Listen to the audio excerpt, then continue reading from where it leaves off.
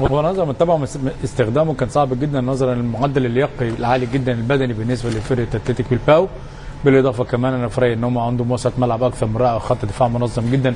ما فيش الا الخطا بتاع الهدف اللي جه من جودين، وطبعا من الصعب مراقبه مدافع. كل المدافعين بيبقوا مركزين دايما على رؤوس الحربه. لما يكون في مدافع زي مراندا وجودين موجودين في كره زي ديت المفروض ان هي طبعا بتبقى اهداف واهداف. اعتقد ان دي احد الاسلحه القويه، لان لو انت تلاحظ في المباريات الاخيره لاتلتيكو مدريد الفوز بشق الانفس. كل جماهير اتلتيكو مدريد تعلم هذا، الفوز بشق الانفس اما عن طريق ضربه ثابته اما عن طريق كره من الكرات اللي هي بتبقى موجوده داخل خط 18. لكن اللعب بالهجمات المرتده اللي كان موجود في الفترات اللي فاتت اعتقد مش متواجد في الوقت الحالي. ضغوط المباريات ممكن يكون تراجع مستوى بعض اللاعبين. حتى ديجو كوستا كمان بيصنع اهداف، ولكن احراز الاهداف لم يعد بالكثره اللي كانت موجوده في بدايه الدور الاول.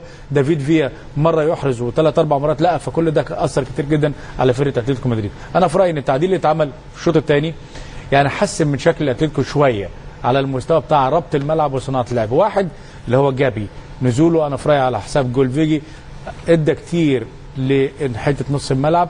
دي طبعا لقطه مهمه جدا يا كابتن باسل. ديجو كوستا عمل فيها كل شيء، بس نقف لو امكن نقف. ديجو كوستا عمل فيها كل ما يخطر على بالك من مهاره فرديه عاليه جدا، وعمل صناعه لعب ممكن. يعني كنا بنشوف في السابق كوكي بيتقدم لخط ال 18، لو رجعنا باللقطه احسن رجع لخط ال 18 جابي نفس الموضوع، او راؤول جارسيا او اردا توران موجود في الحته الفاضيه اللي لعب فيها ديجو كوستا. هو لاعب الكوره في الحته الفاضيه لانه يعتقد ان في مساعده من لعيبه وسط الملعب انطونيو للتسديد او مباغته الحارس، وده ما كانش موجود خالص. بعد كده شفنا التنظيم او العوده للدفاع، ودي كان سمه من سمات اتلتيك بلباو. لو جبنا لقطه من اولها كابتن باسل هيوريك عدم المساعده القويه لا من كوكي ولا من جابي في كره تعتبر من اخطر الكرات بالنسبه لفرقه اتلتيكو مدريد في الشوط الثاني. زي ما قلت لك التعديل بتاع جابي كان مهم لانه ظبط نص الملعب. اهي كره دي كره ديجو كوستا عمل فيها شكل مهري عالي وامكانيات فنيه عاليه جدا.